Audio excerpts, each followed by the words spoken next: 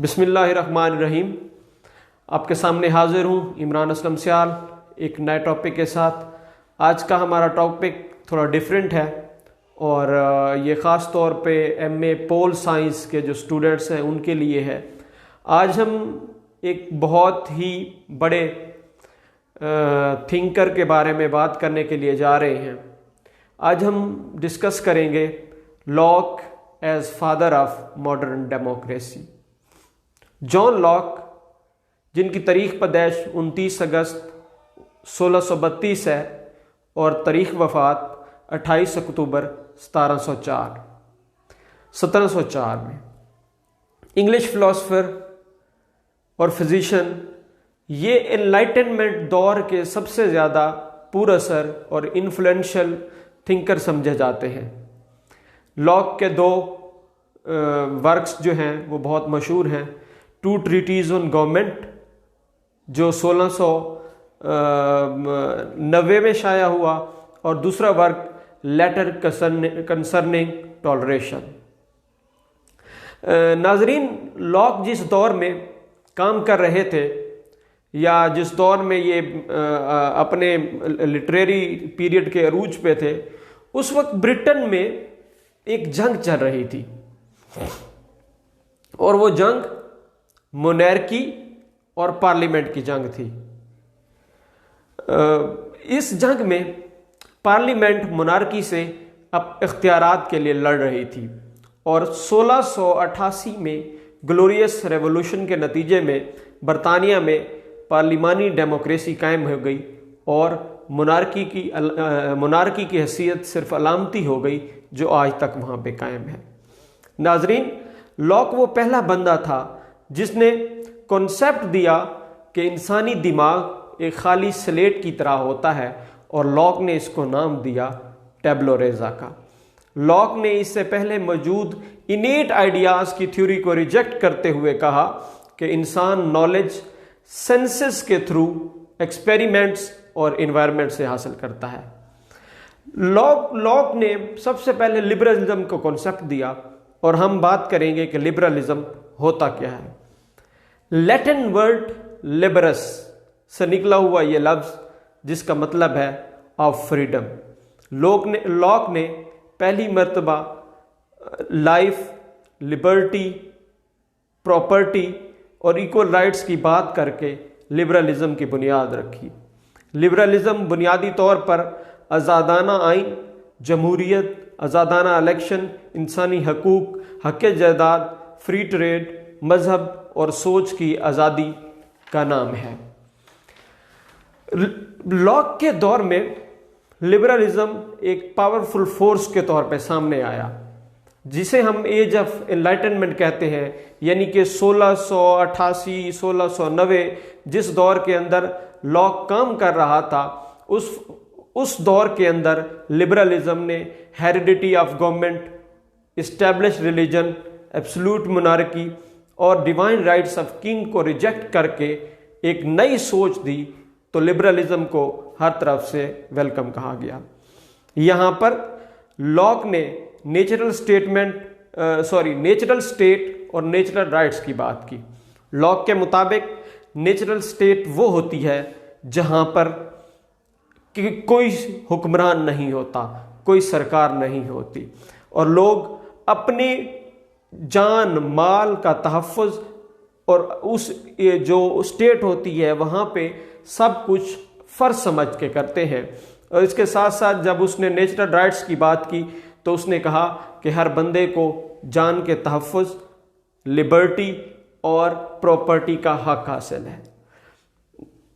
پول science کے students کے علم میں یہ بات ہوگی کہ لاک کو پروٹو کیپٹلسٹ بھی کہا جاتا ہے۔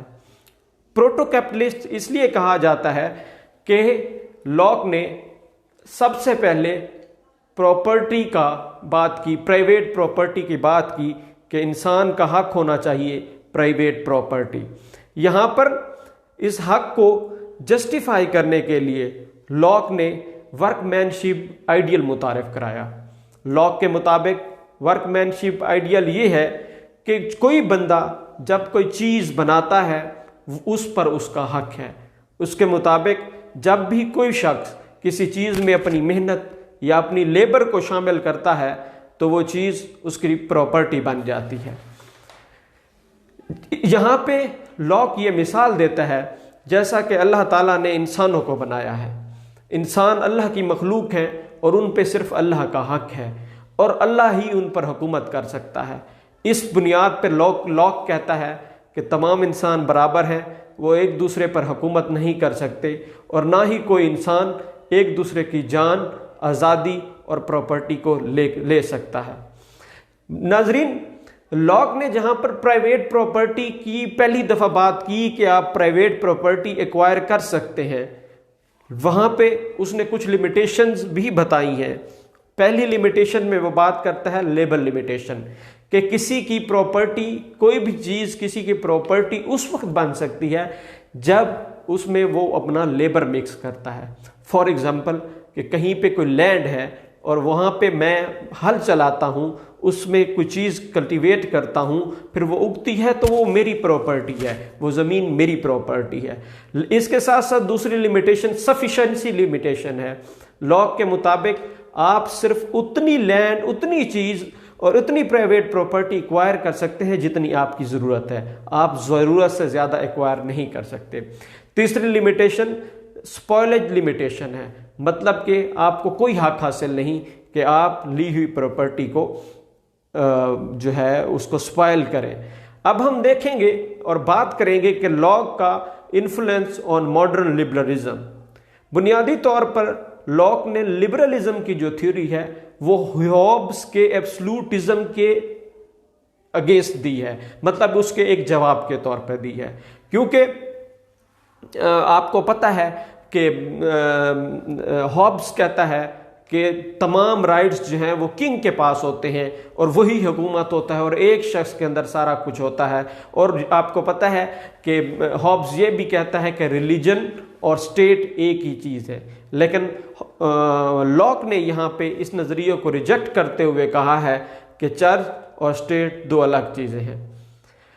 لاک کے ان خیالات سے الیگزینڈر ہیملٹن، جیمز میڈیسن اور جیفر تھامسن بہت زیادہ متاثر ہوئے، اور ناظرین آپ کو پتہ ہے کہ ان تینوں کو فاؤنڈنگ فادرز آف امریکہ بھی کہا جاتا ہے، اور ہم کہہ سکتے ہیں کہ امریکہ کے اندر جو ڈیموکریسی کی بنیاد رکھی گئی وہ اصل میں لاک کے خیالات پہ ہی مبنی ہے۔ اب ہم ڈسکس کریں گے کہ لبرل ڈیموکریسی کے اندر بنیادی اصول کیا ہوتے ہیں۔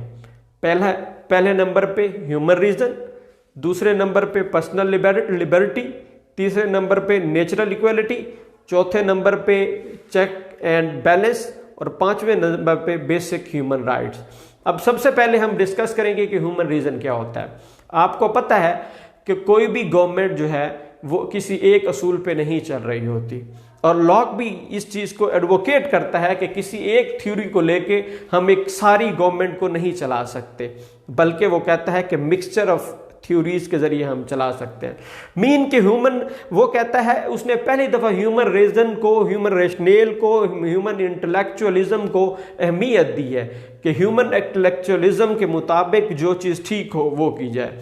دوسری بات وہ پرسنل لبرٹی کی کرتا ہے، جیسے آپ کو پتہ ہے کہ اس لاک نے ایڈووکیٹ کیا ہے اس چیز کو کہ ہیومن بینگز کے کو حق ہے، آزادی ہے، لبرٹی آف لائف ہے، وہ اپنے حق مرضی سے زندگی گزار سکتے ہیں، ان کو پرسنلی وہ مطلب جیسے ہم کہہ سکتے ہیں کہ فری اینڈ فیئر الیکشن کا ان کو حق حاصل ہے، وہ جسے چاہیں ووٹ دے سکتے ہیں، ان کو کوئی ان کی جان نہیں لے سکتا، یہ ساری پرسنل لبرٹی کے اندر آتے ہیں۔ تیسری بات وہ کرتا ہے نیچرل ایکویلٹی کی۔ لبرل ڈیموکریسی کے اندر نیچرل ایکویلٹی کی بات بھی لاک نے ہی انٹروڈیوس کروائی، کیونکہ لاک کہتا ہے کہ تمام انسان ایکول ہیں، ہم اس کو اس کی بنیاد پہ کہ حالانکہ انسانوں کے درمیان ڈفرینسز موجود ہیں، لیکن کیونکہ سب اللہ کی کریچر ہے اس لیے سب ایکول ہیں اور سب کو ایک جیسے رائٹس حاصل ہیں۔ اگلی بات جو چوتھے نمبر پہ لبرل ڈیموکریسی میں ہوتی ہے وہ چیکس اینڈ بیلنسز ہوتے ہیں۔ آپ امریکن سسٹم کو لے لیں یا پاکستان کے اندر بھی ایون اگر ہم دیکھ لیں کہ حکومت جو ہے وہ کسی ایک جگہ پہ تمام پاورز اکٹھی نہیں ہوتی ہیں بلکہ مختلف جگہوں پہ ہوتی ہیں۔ پاورز مختلف جگہوں پہ کیوں ہوتی ہیں؟ تاکہ ایک دوسرے پہ چیک اینڈ بیلنسز رہیں۔ فرض کریں کہ اگر قومی اسمبلی کوئی قانون بناتی ہے اور وہ قانون جو ہے اگر خلاف آئین ہے تو سپریم کورٹ اس کو ریویو کر سکتی ہے، اور سپریم کورٹ کے جج کے خلاف اگر کوئی ثبوت مل گیا ہے تو اس کا ریفرنس بھیجا جا سکتا ہے سپریم جوڈیشل کونسل میں۔ اسی طرح بیوروکریسی اگر کسی اس پہ کام نہیں کر رہی تو اس کے اوپر گورنمنٹ کا چیک اینڈ بیلنس موجود ہوتا ہے۔ وہ کہتا ہے کہ حکومت اچھی طرح چلائی ہی چیکس اینڈ بیلنسز کے ذریعے جاتی ہے، اور امریکہ میں بھی یہی سسٹم رائج ہے۔ اس کے بعد وہ بیسک ہیومن رائٹس کی بات کرتا ہے۔ بیسک ہیومن رائٹس میں انسان کی بنیادی ضروریات، اس کی right to life, right to health, اور مطلب اس کی روزی روٹی اور یہ تمام چیزوں کے حق اسے دیے گئے ہیں۔ تو یہ ناظرین اور ڈیئر اسٹوڈنٹس، یہ ہمارا آج کا ٹاپک تھا، locks as father of modern democracy. امید ہے آپ کو کافی ساری معلومات ملی ہوں گی۔ اپنا فیڈ بیک ضرور دیجیے گا۔ نیکسٹ ٹاپک تک کے لیے اللہ حافظ۔